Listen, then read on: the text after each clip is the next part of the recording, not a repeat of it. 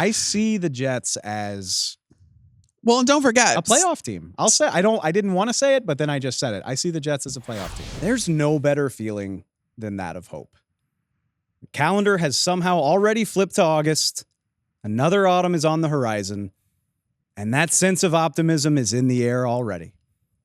And the dog days of training camp are just beginning. But that's what the NFL does to us. It's the byproduct of the ultimate team game being played at the absolute highest level. It's a testament to the power of the NFL. We are opening this 2024 season with a team fighting for a possible three-peat, an unprecedented run of success. And yet there is reason for optimism and excitement in every city around this league. That's the power of football season. The hope that this is the year. The year you prove the doubters wrong. The year you shut your division rivals up. The year your favorite player breaks out. The year your fantasy team finally stays healthy for a change. The year your predictions age well. The year your guys make history at Super Bowl 59. Airing right here on Fox, by the way. Oh yeah, there's hope in the air. Another season is finally at hand, and we here at the NFL on Fox podcast are back to help you see it through.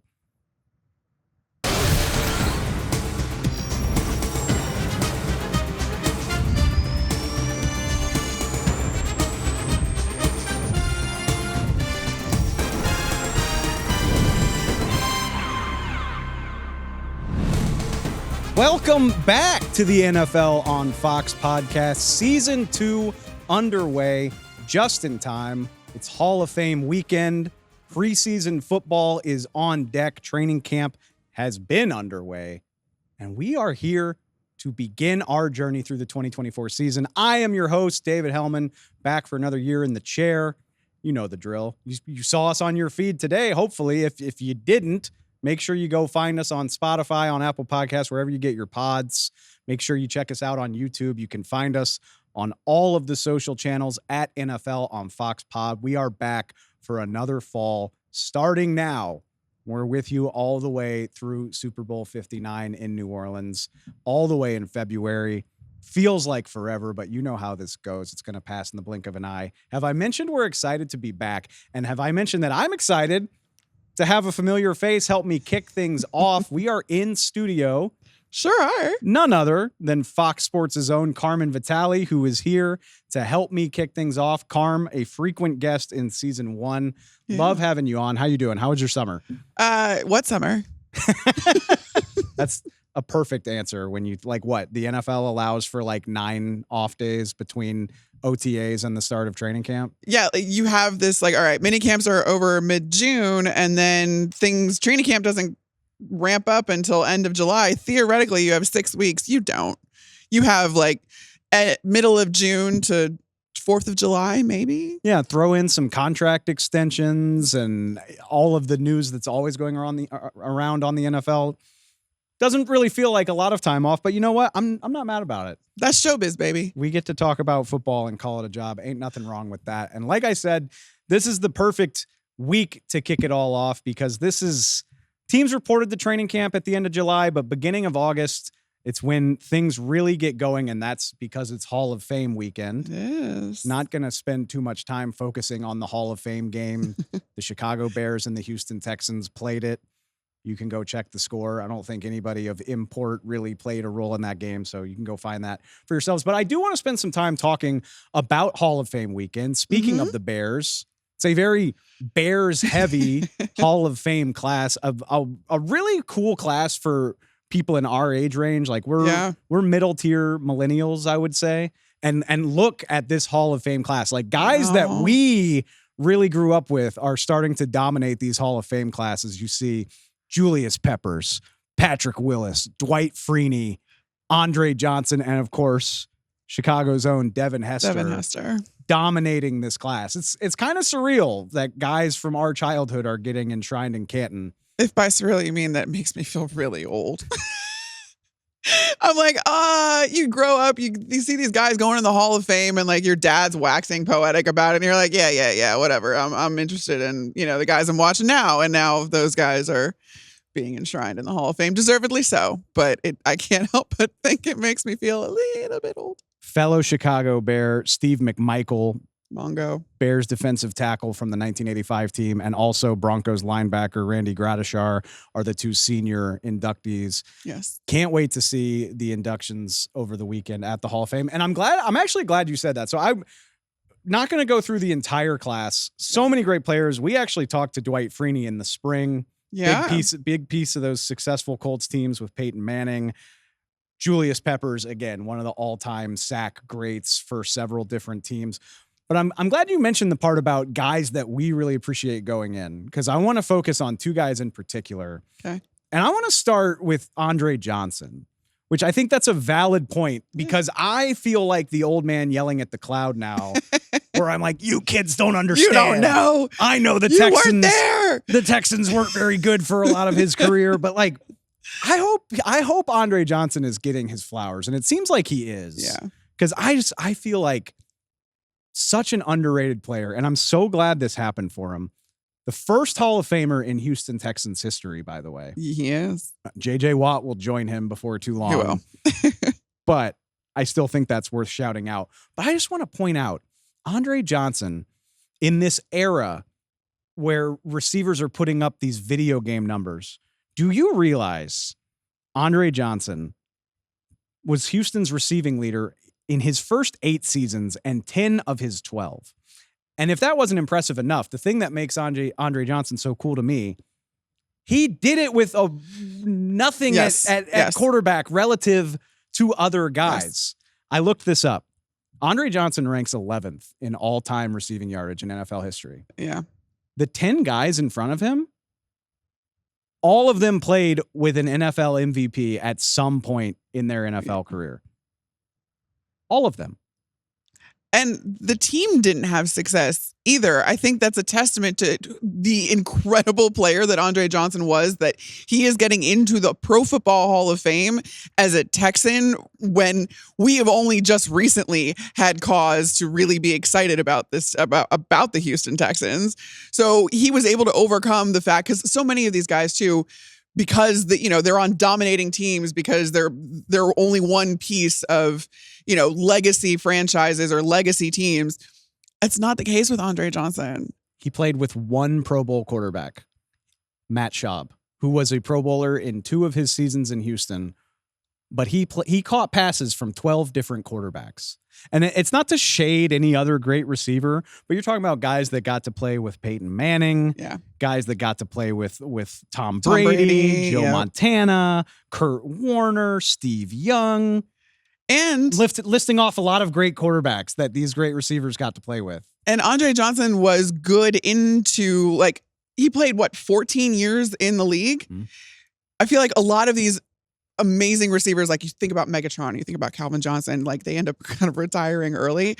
But Andre Johnson and Jerry Rice are the only 2 receivers in NFL history to have multiple 1,400-yard seasons after the age of 30.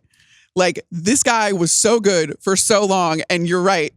Old man yelling at cloud. Kids these days will never know. Kids don't understand. Andre Johnson was that dude. He was him before people were even calling people him. So I'm glad he's getting this shot at recognition. Not a shade on any other great receivers, but I loved Andre Johnson's game.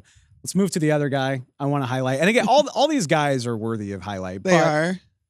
It's the Bears themed class. It is. And okay, you're a lifelong Chicagoan. How exciting is it to see Devin Hester go into the Hall of Fame? It's incredible, just because of the fact that, how often do we talk and revere kick returners? I mean, that's just a testament to how special he was and how much he galvanized those teams that he was on, the city that he was a part of. I mean, Devin Hester, I don't think has to pay for a meal still in Chicago, and especially now with a gold jacket. But the absolute electricity he brought, because it's not as if after a while teams were surprised or were taken off guard by Devin Hester. You knew what he was capable of. And somehow, some way, every time a ball would most of the time accidentally end up in his area of the field. I mean, just 19 career regular season touchdown returns. You know what's crazy about Hester? So we were high school aged when he broke out and came onto the scene. And I remember the kickoff to open Super Bowl, what was it, 41? Yes. And it was do you want, we don't have to talk about what else happened in that game. We don't, that's not what we're I was going to say it was simultaneously one of the best moments I've ever had as a sports fan, while being like one of the worst games I've ever seen. Because when Devin Hester does that in the Super Bowl, you think, oh my God, the Bears are going to win. Like, there is not a shred of doubt in anybody's mind that they are going to upset the Colts in this Super Bowl. They are going to win because Devin Hester just returned a 92-yard kickoff to the house to open the game, which has never been done before either. Everybody was riding so high, and the way, the higher you go, the harder you fall. As a non-Chicagoan, I'm sorry, but I never thought that. Like, that didn't change my opinion of how that game was going to go at all. No, I mean, I don't think as an outsider you would have prime Peyton Manning. But it's wild to hear. Actually, our friend Courtney Cronin at ESPN did an oral history about this game and that return in particular. And you hear Tony Dungy is quoted in there saying, they had the team meeting. They were totally intending on keeping the ball away from Devin Hester. And then he wakes up after the team meeting and is like, you know what? I don't want to play scared. We're going to kick to him and we're going to stuff him and it's going to be great and that's going to set the tone. And then they kick to him and like 13 seconds later, he's in the end zone. I just thought that was so incredibly funny because there was a tone to be set, which is why I say like everybody in Chicago was convinced the Bears were winning that game as soon as Devin Hester did that. I knew the stats were good. I knew that he had 19 total return touchdowns. I did not remember 12 of them came in his first 2 years in the league. That is silly talk. Like that. Because everybody after a while was like, all right. Video game people, like somebody playing video games is like, that's ridiculous. Nobody could do that. Then after the whole league got the memo, like, do not kick to this guy, he still did it 7 more times. Yes, he did. Which is more than the best kick returners do in their career. 14 punt returns and 5 kickoffs. You've heard of all decade teams. This man made the all century team, which is just, I mean, listen, recent, like the Bears I grew up with, there will be, Brian Urlacher. My favorite was Lance Briggs. I was a big linebacker girl. And actually Patrick Willis, who's also going in this year, was my favorite non-Bears player growing up. I love the way he just hits, the way that he could just absolutely delete you with a tackle. Patrick Willis is the Megatron of defenders. Yes. 8 years in the league and well justified. Made an all-decade team playing only half of that decade under consideration. I digress.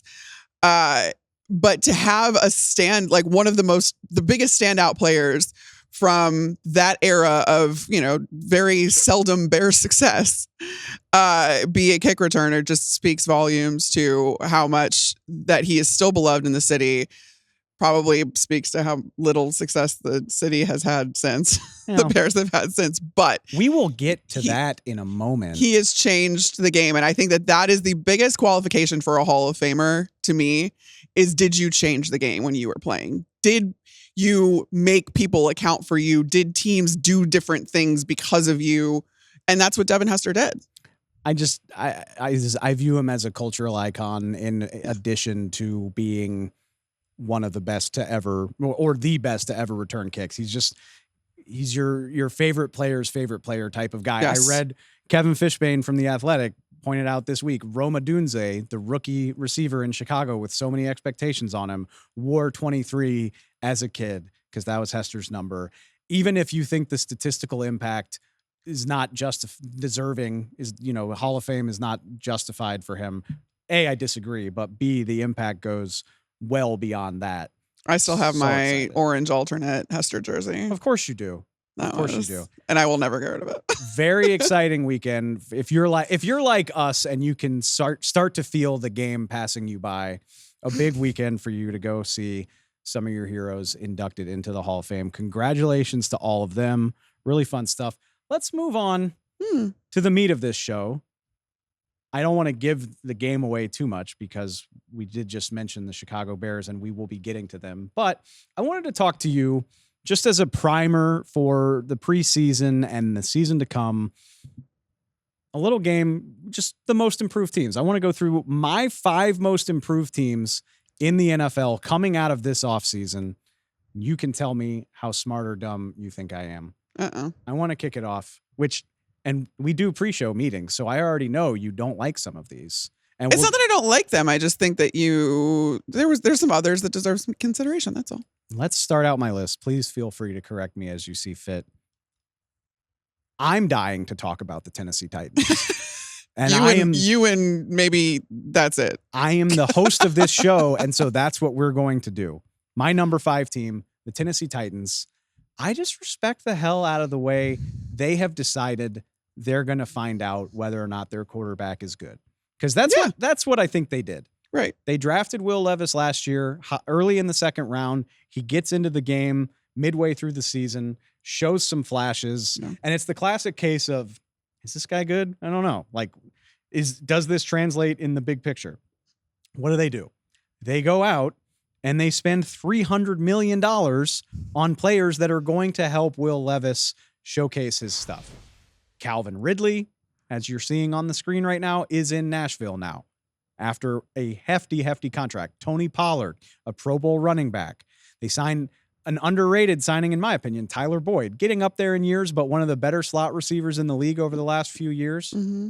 So much talent on offense. They go into the draft. They get J.C. Latham to play tackle. Loved they that pick. give a big-time contract to Lloyd Cushenberry at center. Yes. And Loved that as well. You being the dork you are, you'll appreciate Brian Callahan's father, Bill Callahan, being brought in. He's the offensive line whisperer. Yeah. And he's now coaching these guys. You get L'Jarius Sneed on the defensive side of the ball. Kenneth Murray is there. Chidobe Awuzie.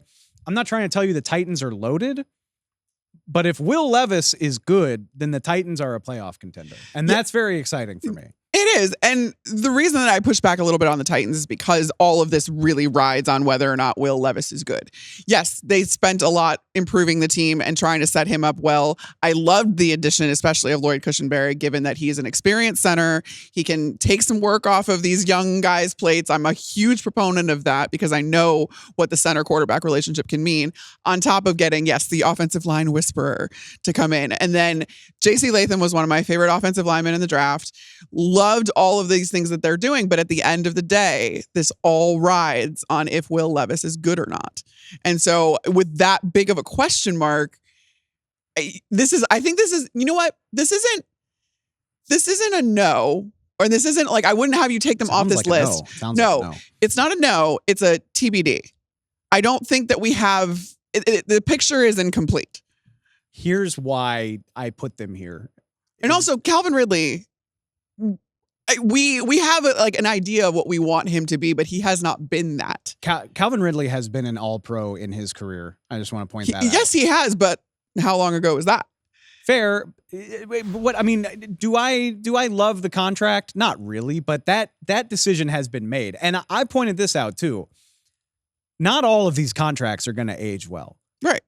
But you don't get to this point without doing it. Like, basically, what I'm trying to say is, would you rather get to the end of Will Levis's rookie deal and not really know? No, for sure. Or would you rather just cannonball into this pool and say, we're going to spend more money than we should, but by the end of 2024, we'll know if he's the guy or if we need to find somebody else? I'm totally on board with you, but then to say that they are one of the top 5 most improved teams, I don't think you can make that conclusion. That's where the disconnect lies here. They put a lot of effort into improving, sure, but we don't know if they've actually improved because there's a giant question mark under center.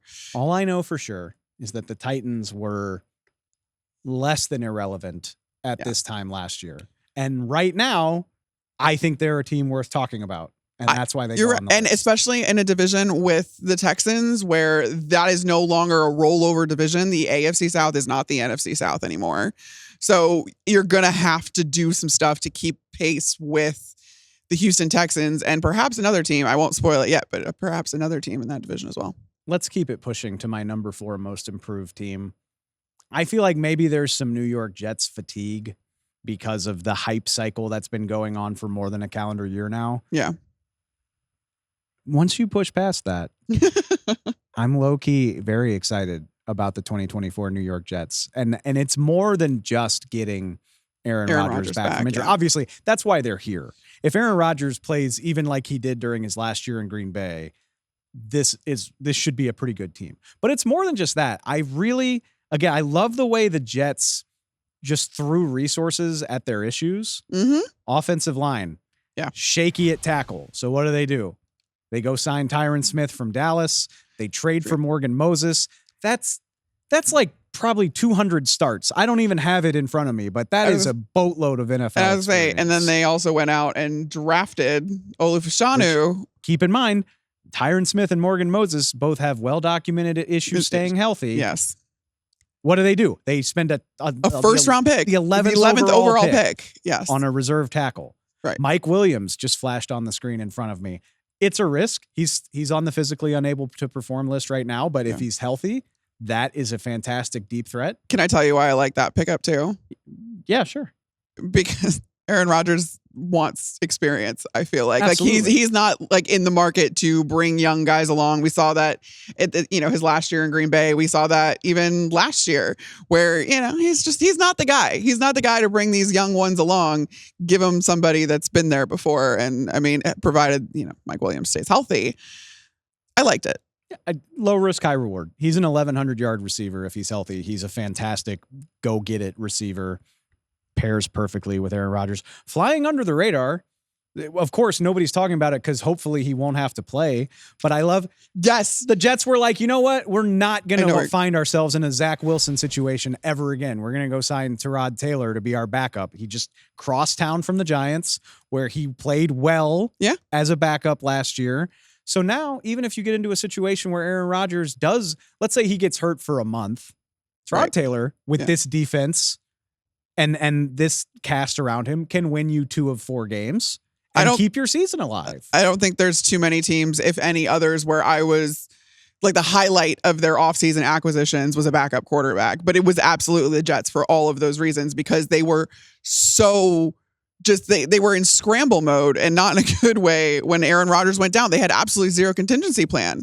Even with, and what I didn't understand was that even with Joe Flacco out there, they didn't go and get him and let Cleveland scoop him up. But now you made sure that you have your contingency plan and you have contingency plans, like you were saying, on the offensive line for those guys that are going to be protecting Aaron Rodgers, making sure he doesn't get hurt and you don't have to use your quarterback contingency plan. It's so funny how in season, the messaging was wild. Like we're going to stand pat. Yeah. We don't want to go get Joe Flacco. And then the minute they become available, like the minute that free agency opens and you can negotiate with people, that was like one of the first things they did. Yes. So maybe if you get the memo 6 months earlier, we're not. Well, I don't know. A 40-year-old coming off of an Achilles injury, maybe I wanted a plan B. Also completely fair. I like it. If like I said, even if Aaron Rodgers is above average, this is a fascinating team. You add Hassan Reddick to the mix. I imagine his holdout is not going to linger too long. Yeah. That is a pretty key component of this. But I also, for whatever criticisms I might have of Robert Saleh as a head coach, I have no doubt that his defense is going to be very salty. So That's true. Because they were supposed to have a better year last year. I see the Jets as, well, and don't forget, a playoff team. I'll say I didn't want to say it, but then I just said it. I see the Jets as a playoff team. Saleh and Joe Douglas are also coaching and general managing for their jobs. Like if things don't go well in New York this year, everyone's out of the building. Everyone knows it. Aaron Rodgers knows it. Aaron Rodgers said as much, knowing that this season, and for all of the hype and all of the money they spent and everything they gave up to get Aaron Rodgers, and especially in all the baggage he came with, signing different players, whoever he wants, your expectation is now a deep playoff run, if not Super Bowl. And Aaron Rodgers said he wants to win 2 Super Bowls. So all right, by that math, it's Super Bowl or bust this year for the Jets. I don't necessarily think that's the case, but in order for this, it doesn't just have to go well. It has to get to Jets finally have to win a playoff game in order, I think, for Joe Douglas and Robert Saleh to keep their jobs. If they get there, I think they might be okay. Knowing if they get there and they lose in heartbreaking fashion and they still haven't won a playoff game, I mean, if they get there, knowing that Rodgers has basically said he wants to play 2 years. If they get there and Rodgers looks good, I think that's enough, honestly. And Do you think, though, if this doesn't really go well, or if it's up and down and maybe they eke into the playoffs, do you think that that Aaron Rodgers is going to want to come back and fight through all of that? No. If it goes poorly, they're out of there. And even if it's like mediocre, then no, I don't think so. But like, I'm just saying, if this team wins 9 or 10 games and is like comfortably in the playoffs and they're not sweating it out on the last day of the season or something like that, I think that's enough, knowing that Rodgers wants to come back. I think that's enough. But also, we're giving the Jets so much leeway by even putting them there. And that's, I will say, you mentioned it, Rodgers talking about how everybody's out on their ass if this doesn't go well.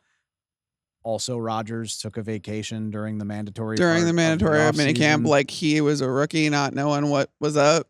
There is a high potential for combustion here. I know that. Yeah.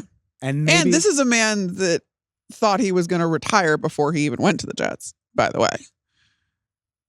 And you'll hear it Stop trying to talk me out of it. You'll hear it from players. Good job. You'll hear it from players. You'll hear it from coaches. The minute you even think retirement, that's it. This would be such a fairy tale for it to go well. And I feel like, I don't know. I don't see it going well in reality, but I know it has to go well in order for people to keep their jobs, Jets fans to be happy, all of that. If he was that close to retirement, he wouldn't have done all this. Like, he wouldn't have done all of the showmanship with the recovery last year and gone through another offseason. If he didn't want to be here, he would not be arguing with Garrett Wilson about which way to run routes at training camp. He's a petty king. Hey, Spite's a great motivator. Spite is a great motivator, and that's why I'm believing in the Jets. I am believing in the Jets. A good defense and a pissed off 4-time NFL MVP quarterback. I think there's just more possibilities for this to go wrong than there are to go right. That's all. I'm not saying you're wrong. I'm just choosing to see the good. Let's keep it pushing to my number 3 most improved team. That would be the Atlanta Falcons. Speaking of older quarterbacks with Achilles injuries. I want to take you back in time if I can. Okay. Because at this point in the year, last season feels so long ago. We've heard the same talking points, and you say, the Falcons finished 7-10. Let me take you back to week 15 of the 2023 season. Mm-hmm. The Atlanta Falcons had split the season series with the Tampa Bay Bucks. Mm-hmm. They were 6-7. They had the mathematical edge to win the division, even with a lackluster record. Yep. They had the mathematical edge to win with all of the things that were going wrong for them. And then they lost to the Carolina Panthers by a score of 9-7. Yeah. Desmond Ridder threw a fourth quarter pick at the goal line. Yes. And the Panthers went down the field and kicked the game-winning field goal 5 minutes later. That's the game that cost Arthur Smith his job. I firmly believe that. So having said that, like that's the margin between making the playoffs as the NFC South winner and not, is that they couldn't score a touchdown against the worst team in the NFL. I don't know everything, but Kirk Cousins is going to improve on that. Yeah. You realize, provided he can stay healthy. Why are you doing this? Just let me. I'm being a realist. I said at the top of the show, this is the time of year for hope. This is the time of year for optimism. And also, hey, by the way, even if he doesn't stay healthy, Michael Penix Jr., baby. They doubled down on that quarterback thing. No, seriously, though. I looked this up. Among NFL quarterbacks who took 300 or more snaps, Desmond Ridder finished 24th in EPA per play, expected points added. Basically measures how good you were on a down-to-down I'm honestly shocked that he was even that high. The only teams that were worse, that didn't have a catastrophic injury, like the only teams that had worse week in and week out starters, Pittsburgh, Carolina, New England, like the dregs of the NFL. Yeah. And they still only missed the playoffs by a drive, basically. So now you add Kirk Cousins, Darnell Mooney, You're a Bears person. That's an underrated signing, in my opinion. Oh, yeah. You trade I for liked it. Rondale Moore. And this is still a team that had plenty of talent on the offensive side of the ball. The offensive line is solid. Drake London and Kyle Pitts, probably not as good as we give them credit for, but intriguing, exciting young players, especially with a good quarterback. Yeah. I'm buying the Atlanta Falcons. I know it's cliche to get excited about the shiny new quarterback in the new city, but this makes sense to me. I see the Falcons being a very improved team for no other reason that they will have good quarterback play rather than arguably the worst quarterback play in the league. Yeah. And I don't mean to say that I'm not with you, because I am. And especially given that division is completely wide open, and not for the reasons that like the NFC North is a little wide open or the AFC North is wide open. It's because the NFC South, it's not going to take 12 games to win that division. So we've seen it from Kirk Cousins in Minnesota, where he can get you through the regular season, and sometimes he can get you to the playoffs. He doesn't have a great postseason record once he gets there. But that being said, with all the weapons he has, with a new offensive scheme that hopefully exploits those weapons a little bit more, gets a little bit more creative, Kirk can deal the ball with any of them. And I am a little worried about, I don't know when we started treating Achilles injuries like they were routine. I mean, this is one of the worst, if not the worst injuries that you can ever have as a football player. But I do, apparently Aaron Rodgers and Kirk Cousins were talking through their rehab, comparing notes, whatever that was. I do think that Kirk Cousins will be relatively ready to go. Like you said, they have a backup plan in Michael Penix Jr., although I don't think that's ideal, throwing a rookie in, last minute without having prepared him to be the starter. But that all being said, yes, the pieces are here. We didn't even really touch on the defense there, which I'd rather not. It's not super exciting. It's not super exciting, but I do think that Atlanta's defense is a little underrated. So I think that this is a team that can conceivably win this division, knowing that this division is not going to be that hard to win. It remains the weakest division in football, I think. Yeah. Teams 1 to 4. The AFC West comes to mind, but they obviously have the best team in the league. Right. So even knowing that the other three aren't great, you still have the Chiefs. So like 1 to 4, there's not a team in the NFC South that I completely and totally believe in. And No. so, 10 wins can get it done. There's also not an element of surprise with, like, you look at what the Buccaneers have done. They've basically retained all of their guys. So you know what this team looks like because you saw it last year. So there's a question mark in Atlanta, but I think that kind of works to their advantage in, again, a division that is so wide open and relatively and very weak for that matter. So you already know what you're getting with the other teams. I still don't know what's going on in Carolina. The Saints, still the Saints. But now the Falcons have, the opportunity to be the little darling of the NFC South. All of my preseason prognostications are riding on the Achilles of two very veteran players. Right. Guys on the other side of 35. Makes me a little uneasy. But part of this is the NFC South. It's an extremely winnable division. I think a lot of it is the NFC South. It's not asking a lot for the Falcons to, what do they say down there? Rise up, right, baby. All right. Number 2 on my list. Very obvious. Honestly, they have a case for being number 1. I would say the darlings of the 2024 offseason, and that would be the Houston Texans. CJ Stroud, rookie of the year, looked like the truth, looked like the next great quarterback. And again, credit to the Texans front office for, rather than sort of dilly-dallying and let's see where this goes, they're just like, nope, the window's wide open. We've got a great quarterback on a cheap deal. They go and trade for Stephon Diggs. They get Joe Mixon. I was thinking about this before the show, Carm. Stephon Diggs, Joe Mixon, Nico Collins, Tank Dell, Dalton Schultz. There can't be more than 2 or 3 teams in the NFL with a better overall collection of skill talent. Like, for sure. San Francisco, obviously. Philadelphia, probably. Bears might. Well, put a pin in that. I will, Spoiler but I'm just, alert. Yeah, no, okay. I'll give you 3. But there aren't many. And you've got CJ Stroud doing that. And obviously the Texans were willing to spend on the defensive side of the ball as well. D'Amico Ryans gets Daniil Hunter in there, 87.5 sacks coming over from Minnesota. Azeez Al-Shaair. I did see Danico Autry was recently suspended still an improvement Still, to yeah. their overall defensive line. I get the Super Bowl hype. I understand why we were talking about this team as a Super Bowl contender, which is insane when you think about what we thought of the Texans at this time last year. I think it's so interesting because we now, after seeing the culmination of last season, we're like, oh my God, what CJ Stroud did was insane. And it was. It was completely unprecedented. I don't want to understate what CJ Stroud was able to do. But it's not as if there weren't some bumps in the road. Sure. And what the Texans did was take note of what those bumps in the road were. And they ended up bringing in experience for CJ Stroud and making sure that he can take that next step instead of just standing pat with what they had, being like, oh my God, last year was great. We're set. We're going to continue to ascend, because that's not, progress is very rarely, is it linear? So now you've armed CJ Stroud with even more.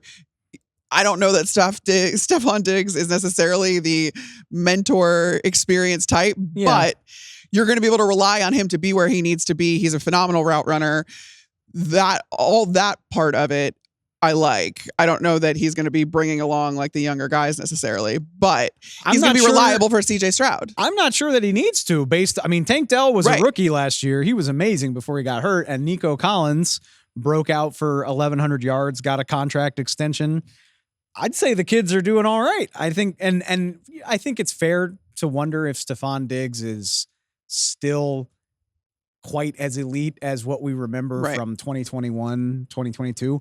But even still, he is a very, very capable veteran receiver. And I stand by what I said. This is one of the 3 or 4 best skill groups in the NFL. I guess if I'm looking for weaknesses, the secondary maybe is a concern, but Derek Stingley looks like a young star at cornerback, and I'm fiery one too, apparently. Yes. Ooh, yeah. He went after Dalton Schultz in practice the other day.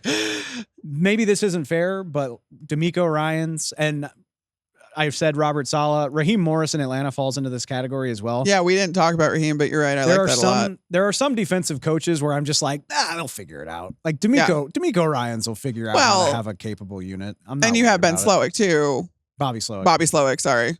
You have Bobby Slowick there too, who, I mean, is probably going to end up with a head coaching position after this year, if I had to guess. So, but yeah, I mean, again, I don't want to understate what CJ Stroud was able to do, but I really appreciate the fact that the Texans were like, okay, what is the next step? What can we still do? How do we make sure that we keep building on what was a phenomenal foundation to start with? Look at the Texans being competent. Right? Like, they were the punchline of all punchlines for a solid 3 years there. And the quickness with which they have flipped it around to, they're on the short list of true contenders. So yeah, they have a case for being number one. But if we haven't hinted at it enough, I do want to talk. You're the perfect person to talk to about the number one team. Yeah. And again, I don't think the Chicago Bears are a Super Bowl contender. But to just think where this team was last year, and even forget this time last year, what about 5 weeks into last season when, after so much promise and hype, they face planted? They lost their defensive coordinator. They couldn't win a game. Yeah, it had almost been a calendar year since the Bears had won a game. And now we are actually, it's interesting to compare the Bears to the Texans, because we're kind of doing the same thing for Caleb Williams that we're doing for CJ Stroud, except Caleb Williams has yet to play an NFL snap. Right. I think, honestly, in a lot of ways, CJ Stroud was the worst thing to happen to Caleb Williams, given the fact that now expectations are through the roof. Even though I keep trying to quell all of the excitement a little bit by saying what CJ Stroud did last year at the end of it, the culmination of everything, that should not be the expectation for rookie quarterbacks. He's amazing. That was incredible. But most rookie quarterbacks are still going to struggle. What compounds these expectations, though, is that Caleb Williams is put in maybe the best situation a quarterback taken first overall has ever been put in. And it's because Ryan Poles, their general manager, has spent the last 3 years very meticulously curating this roster so that mistakes of old by past regimes were not continued. Ryan Poles said when he got hired in Chicago, I'm here to break cycles. And he has so far delivered on that without seeing the actual results and the expectation of that. But you now see that where Justin Fields was thrown to the fire in a lame duck year for his coach, and Mitch Trubisky was thrown into the exact same situation before him. That is not the case with Caleb Williams, at least you hope, with the lame duck coach and everything. Matty Eberflus's defense is ascending. It was one of the best units last year by the end of the season, especially the back half of it. I'm still a little worried about the defensive interior, but we'll get to that. But then you look at the weapons that Caleb Williams is going to have as he takes his first snaps in the league. And it is DJ Moore, who they just signed to a new extension, richest for a Bears receiver ever. And then you get Keenan Allen, who I think still has a lot of football left in him. He's been the picture of consistency for the Chargers, extremely productive, just a wonderful veteran receiver. And then you go and add a built-in bestie for Caleb Williams with the 9th overall pick and Rome Odunze out of Washington, who was probably my favorite receiver in the draft. I liked Marvin Harrison Jr. obviously as well, but Rome was just the best thing that the Bears could have gotten for now and the future, so that you are able to give Caleb Williams some consistency and stability. DJ Moore and Rome Odunze will be there with Caleb Williams for the entirety of his rookie contract, including his 5th-year option. Ryan Poles is trying to build for sustained success. And that's another reason why, yes, this team is the most improved team in the league, but I don't want the expectations to be playoffs, winning the division right away, because it still needs to gel. There's a lot of new. It's an entirely new scheme under Shane Waldron. And they are not just building for right now. They are building for now and later. Let's be a little patient. Let's take it step by step, Chicago. I agree with you. Like I've been saying this all offseason. I don't think it's fair to put all of this on Caleb. I don't think it's fair to put it on the Bears, considering the road they've been on for the last 2 or 3 years, really 5 or 6 years. Not to mention what's in their division, aka the Lions and the Packers. But after you just laid everything out, I don't know, man. Like, it's hard to shy away from the fact that if Caleb Williams is even decent, this should be a really good team. The Bears have done a really good job of insulating against quarterback play, essentially. Caleb Williams does not need to go out and be a world beater in order to make this offensive machine run. And a really underrated part of what the Bears did this offseason is bringing in not one, but 2 veteran centers that are now vying for the job. The offensive line actually has a lot of continuity. 4 of the 5 guys are returning. They're returning to the same position too, provided Nate Davis can get healthy and get to practice. But it will either be Ryan Bates or Coleman Shelton at the center position. And I talked about it earlier when we were talking about Lloyd Cushenberry. I love the pairing of a veteran center with a young or rookie quarterback, because there is so much that center can do to help develop that quarterback and to take work off of his plate and to identify certain things and make sure that he knows certain things. That relationship is so special. And when it works, it's a huge help for these guys. So that's something that is going way under the radar with the Bears that gives me optimism. I think the offensive line as a unit is going to be a lot better this year, because I also like the new scheme that's being implemented. But when it comes to what success means for the Chicago Bears this year, honestly, you want to know my real answer for this? I do. I really do. Beat the Packers week 11. That is all you need to do. That's all they need to do. That's literally all you need to do. What if that's the only game they win? Fine. Can you walk me through this?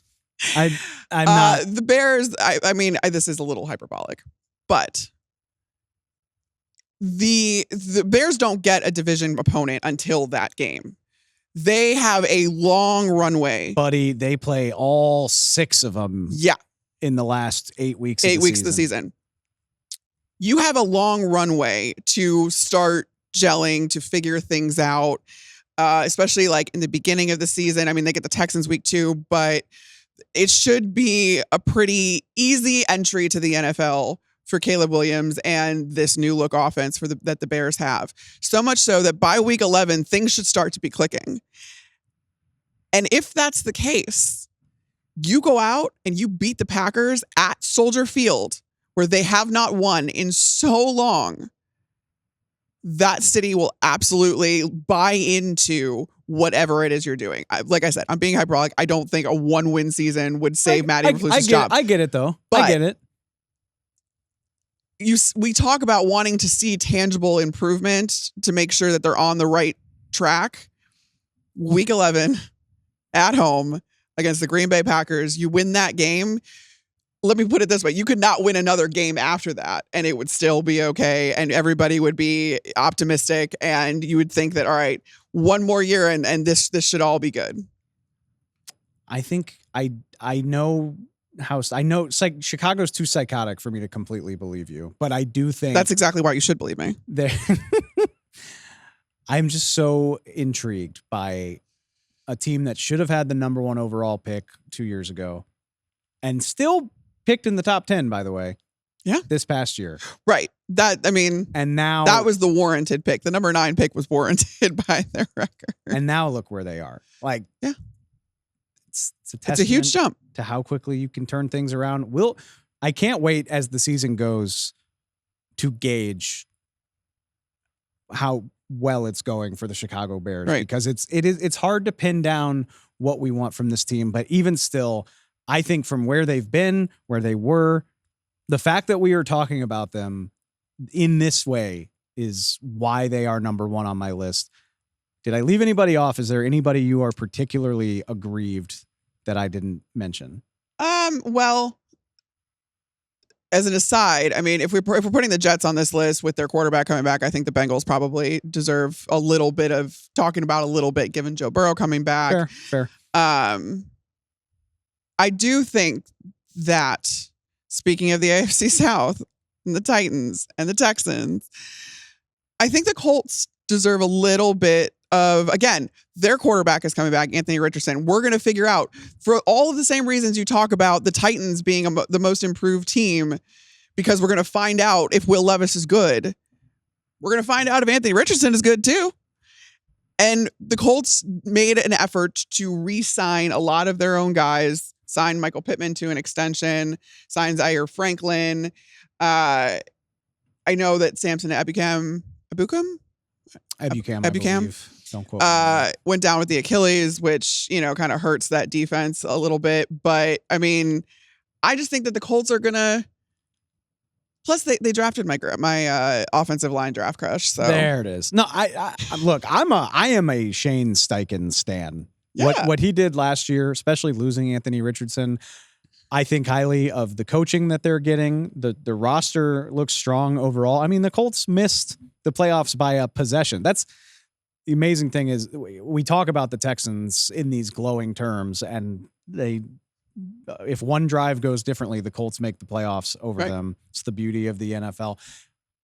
I've said it a few times on here, like in the space of a year, the AFC South looked so forgettable and boring last summer.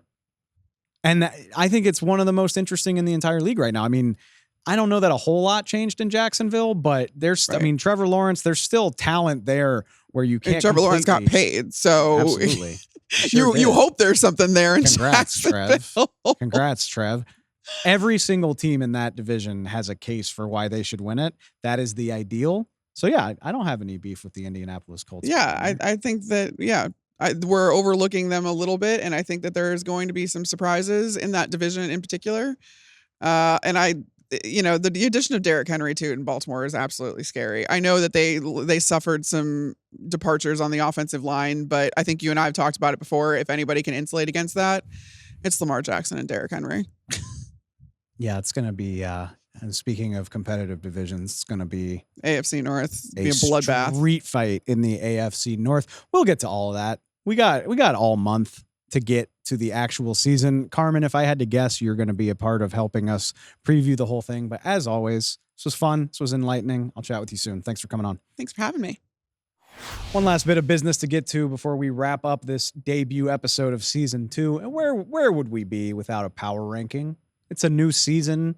It's a new year. We've been highlighting moves and additions and subtractions all offseason. So yeah, let's see where things stand. Our first weekly edition of the second annual show, NFL on Fox podcast. Without further ado, the power rankings. A lot of it's going to look similar to how last season ended. Newsflash, that's what we have to go on other than reckless speculation about the offseason. But with so much changing, I do want to highlight a few teams scattered throughout. You know how we do. We'll start down low and move our way toward the top. The bottom four teams, like, I'm sorry, Carolina. I'm sorry, Denver. Maybe I'm wrong. I don't see these seasons going particularly well. But the first team on the list that I'm genuinely curious about at 28, I will readily acknowledge this is a team, maybe this ages poorly, and we're giving kudos to them. That would be the Washington Commanders, who obviously had a busy offseason with $100 million plus in salary cap to spend. And oh, by the way, they drafted Jaden Daniels out of LSU at number 2 overall. Maybe it's a lazy comparison because it's the same team, but man, doesn't it give you 2012 vibes when the Commanders drafted RG3, not thought of as a particularly good team heading into the season. And then RG3 and Alfred Morris helped the Commanders to the NFC East title. I'm not willing to put division title implications on Washington, but with so much different on this team in Dan Quinn's first year as the head coach, maybe they could be a lot better than we think. I'm worried about the offensive line in front of Jaden, but man, the supporting cast is interesting. You add Austin Eckler to what was already there with Brian Robinson. The receivers are nice. Terry McLaurin, annually underrated. Jahan Dotson. I think this offense can be pretty fun with Cliff Kingsbury calling the plays. Dan Quinn, not the talent that he had in Dallas on defense, at least not yet. Jonathan Allen and Deron Payne is a nice place to start, but I'm not sold on the talent there. We'll see how that goes. Like I said, I don't think particularly highly right now. Maybe we feel vastly different by the time the season is off and rolling. At number 22, this is one of my spicy takes for the year. I'm really proud of it. I hope it ages well. I hope I'm not feeling dumb about it. I've got the Arizona Cardinals all the way up at 22. Still not overly high, but remember, this was a year we were talking about, were they tanking? We were asking ourselves whether they were tanking last year. And I think this is going to be a feisty team. For starters, Kyler Murray, fully healthy. For starters, they drafted Marvin Harrison Jr., number 4 overall, the best receiver in this draft class. You add him in with Michael Wilson, Trey McBride at tight end, James Conner still at running back. Drew Petzing's offense was fun last year, and that was when they didn't know what the hell was going on with Josh Dobbs at the beginning of the season. I think this is going to be a really fun offense. They're probably not a very well-rounded team because the defensive talent is still severely lacking. I'm not going to deny that. But Kyler and the offensive talent, I think, is enough for them to be feisty, win some games. If enough stuff goes right, maybe this is a sneaky wildcard team. We'll see how that ages, but that's how I feel. Jumping over the middle class a bit, I do want to take this opportunity at number 9. Let's talk about the Buffalo Bills. I'm making it my pet cause to remind people that the Buffalo Bills are still pretty good. Yes, they traded Stephon Diggs. Yes, Jordan Poyer and Micah Hyde are gone. Tre'Davious White is gone. I still think there's a lot of talent in Buffalo, headlined by that man, if you're watching, number 17, Josh Allen. When the second best quarterback in the world is on your team, you're going to have a shot regardless. And that's without mentioning the rest of the infrastructure. I low-key like what the Bills have done on offense, just kind of throwing resources at it. People talk about losing Stephon Diggs, and I think they only look at the receiver position.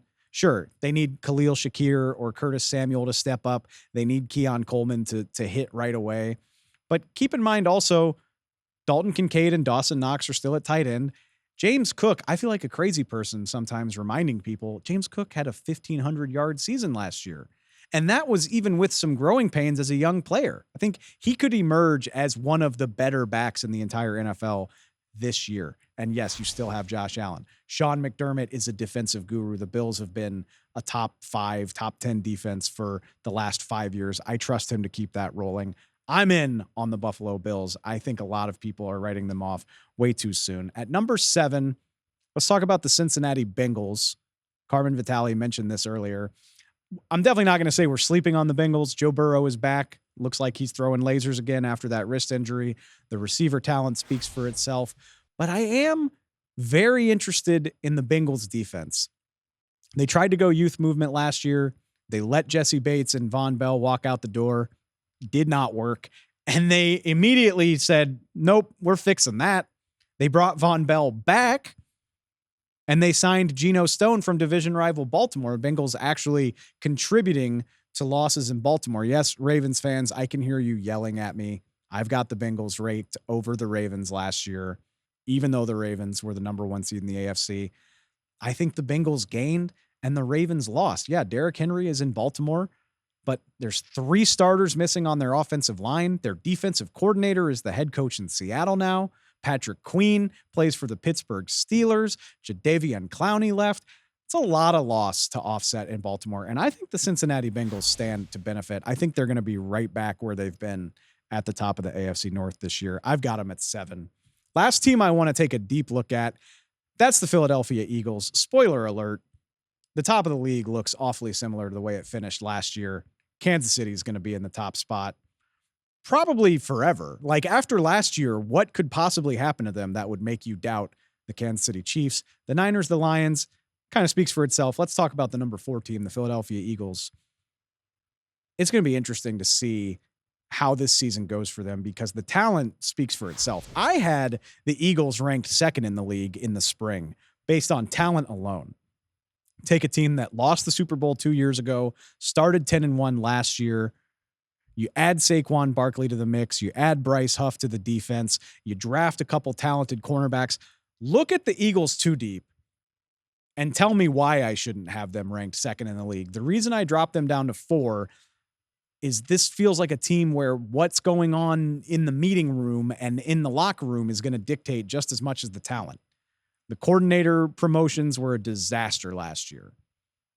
Replacing Jonathan Gannon and Shane Steichen, moving on to head coaching jobs. Nick Sirianni got an F in his coordinator hires last year. How's he going to do this year?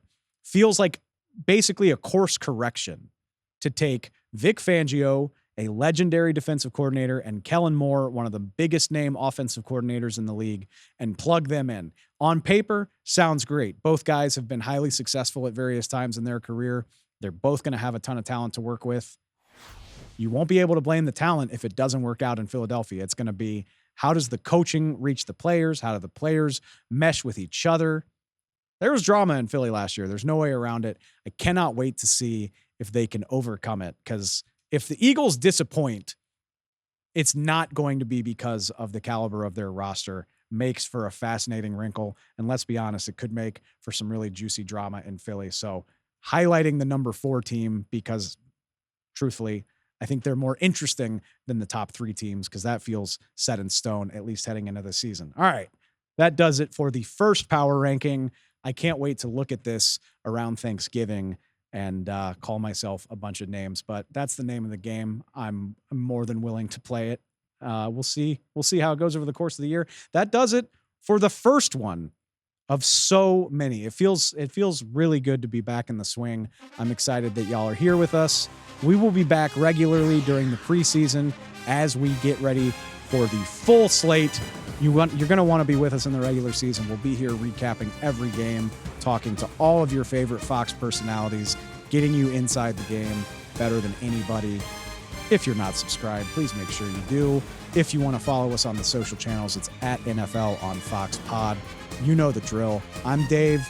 I'm excited to be back. I am excited for another go around. We'll talk to y'all soon. Thanks.